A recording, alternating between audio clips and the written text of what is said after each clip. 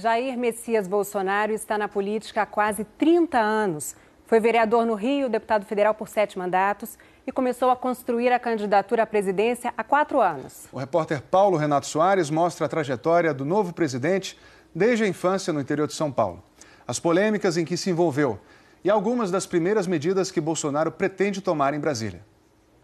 As imagens que o Brasil viu nessa campanha eleitoral, Jair Bolsonaro, o agora presidente eleito, já conhecia 3 anos antes das eleições.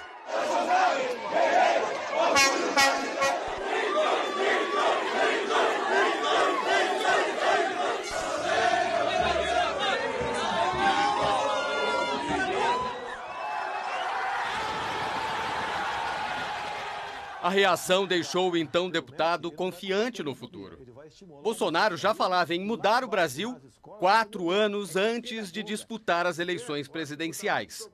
E sabia para que direção queria levar o país. Eu estou disposto em 2018, seja o que Deus quiser, tentar jogar para a direita esse país.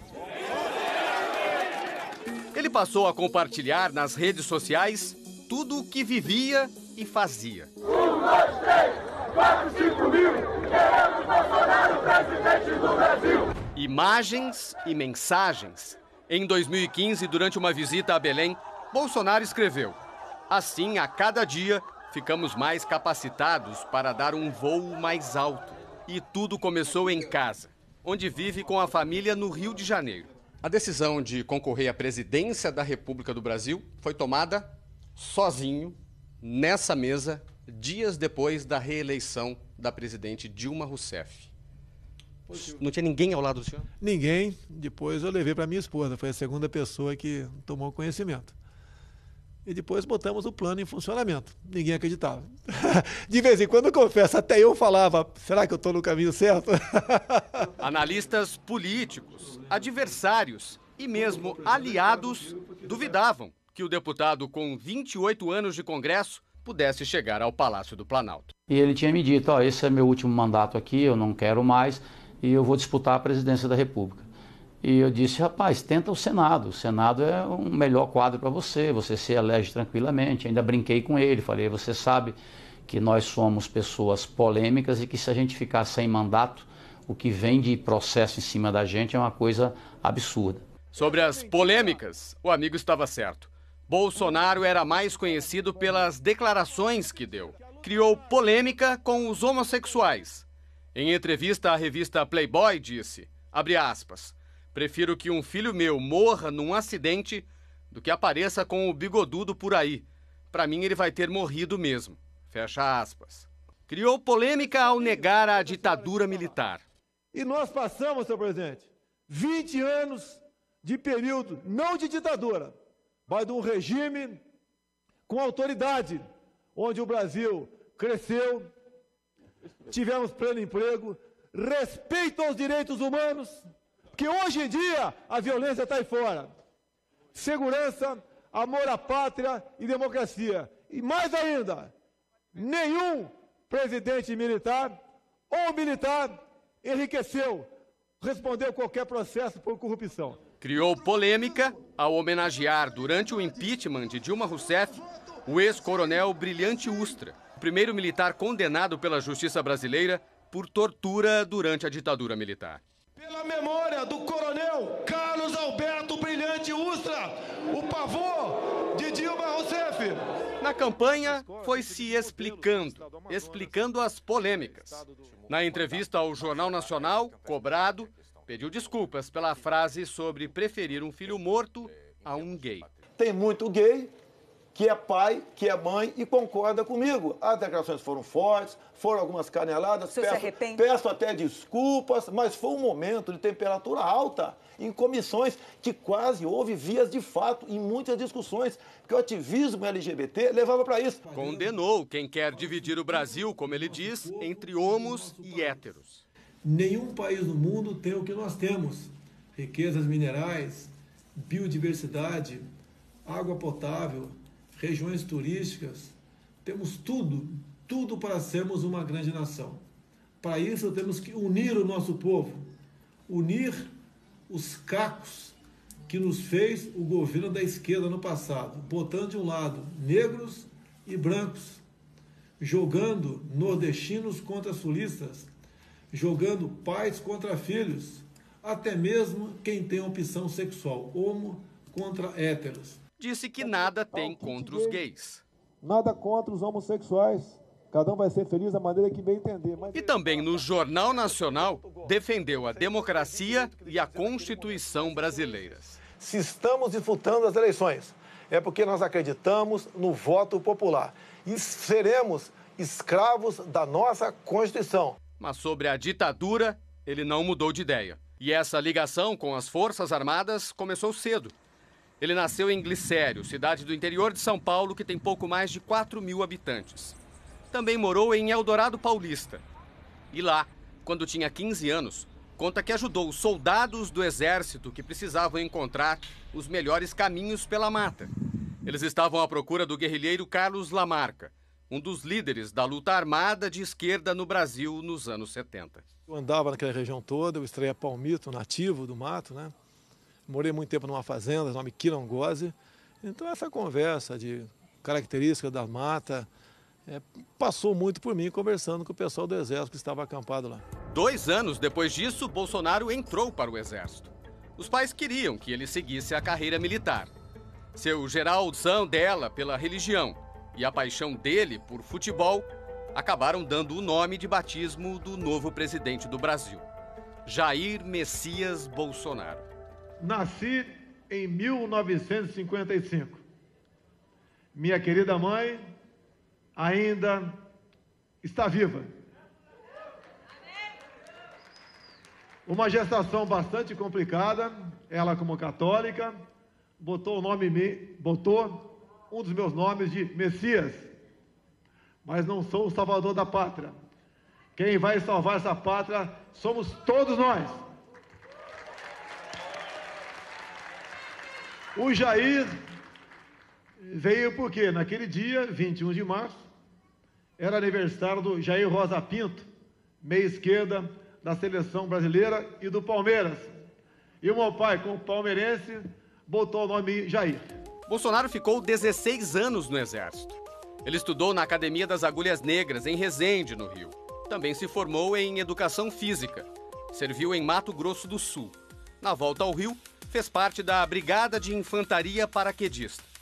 Em 1986, ficou preso por 15 dias depois de escrever um artigo na revista Veja, reivindicando aumento de salário para os militares. Um ano depois, a revista publicou que Bolsonaro e outro militar planejavam explodir bombas para pressionar o comando do Exército.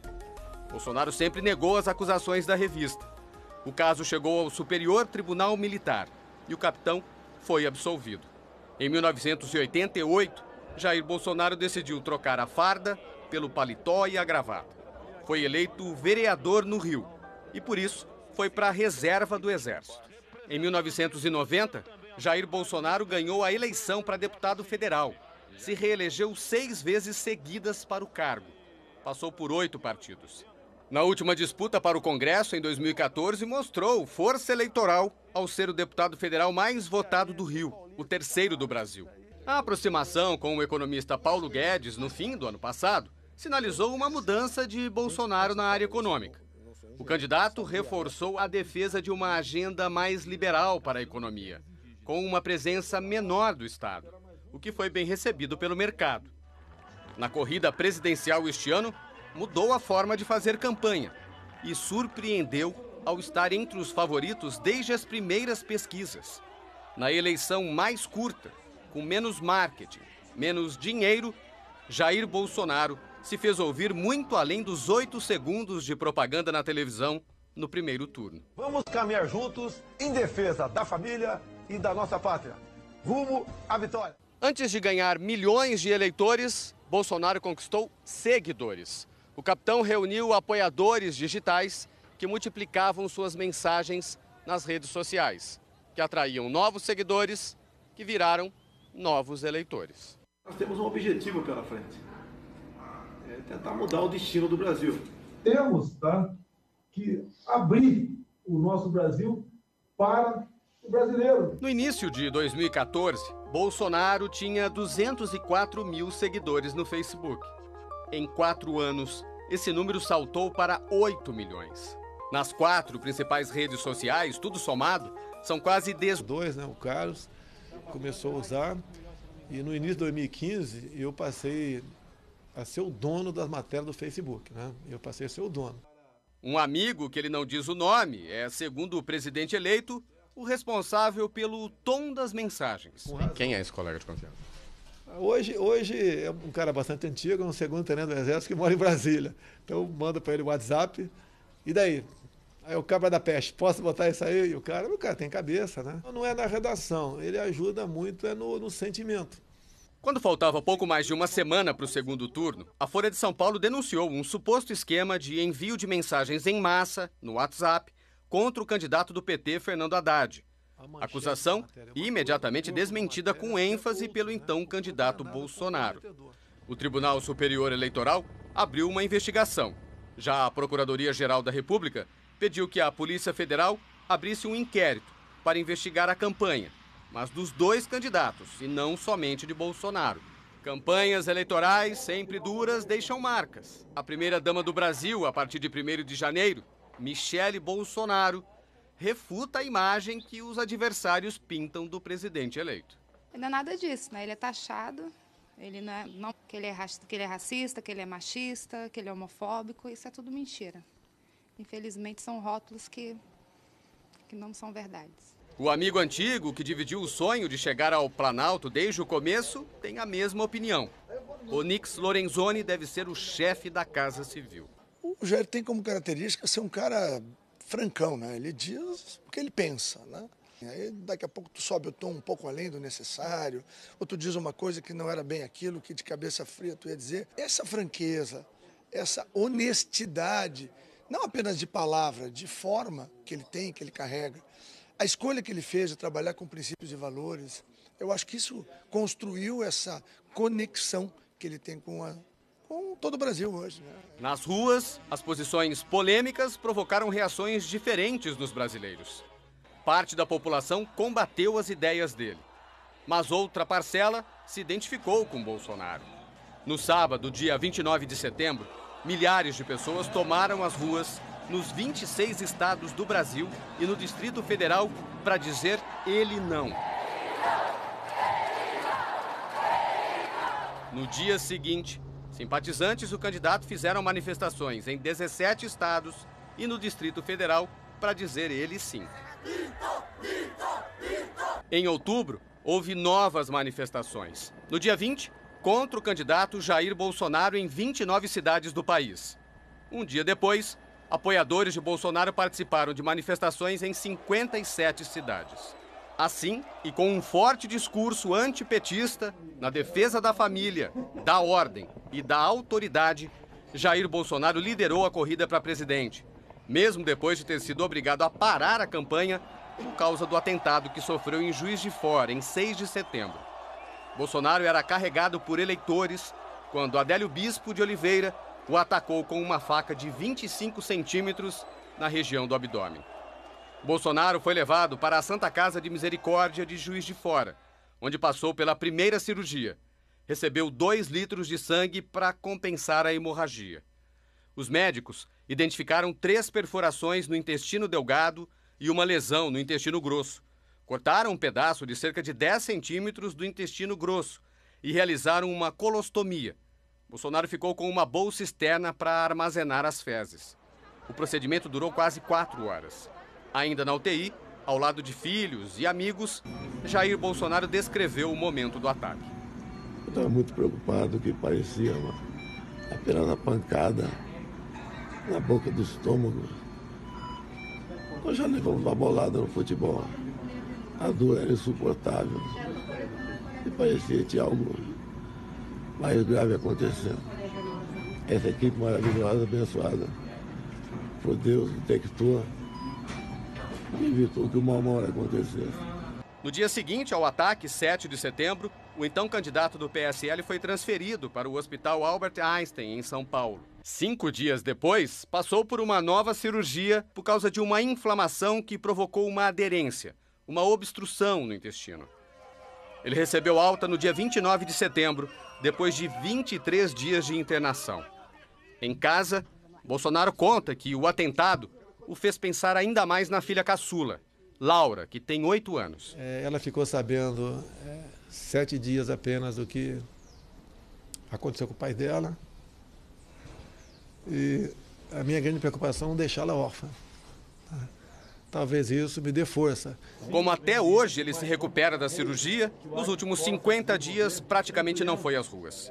Mesmo assim, a maioria dos eleitores o escolheu. Aos 63 anos de idade, Jair Messias Bolsonaro será o novo presidente do Brasil no dia 1º de janeiro. Se elegeu pelo PSL, um partido até então minúsculo, mas que, liderado por ele, saiu das urnas como a segunda maior força da Câmara.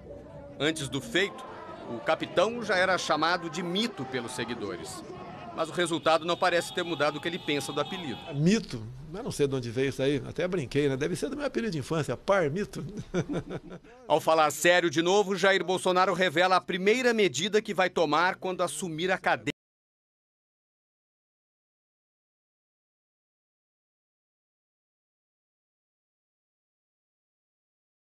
Desarmamento.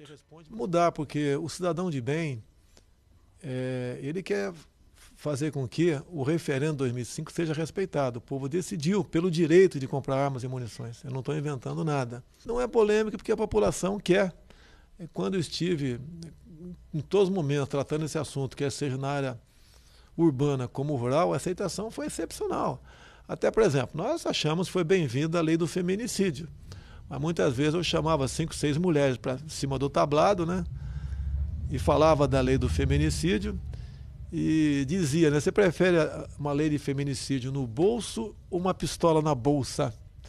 Na maioria das vezes, elas optavam pelas duas questões. Essa semana, Bolsonaro passou a defender que as mudanças sejam para dar às pessoas o direito de ter uma arma, mas não para andarem armadas. O novo presidente diz que sabe como pretende convencer parlamentares. Não foram apenas 52 deputados que o partido fez. Vários candidatos usaram o meu nome por aí, eu não dei bola para isso, com essas bandeiras e chegaram lá. Então essa bandeira dos armamentos está bastante viva, não só na cabeça do povo, bem como junto aos parlamentares que estão chegando em Brasília agora. Bolsonaro mostra segurança, mas muitas vezes parece querer saber se foi mesmo entendido. Quando responde a uma pergunta, é comum terminar a frase com um "tá ok?". Com toda certeza, isso pode acontecer. Tá ok? Tá ok? Tá ok? Se está ok, para a maioria dos eleitores, sim. É assim que a democracia funciona.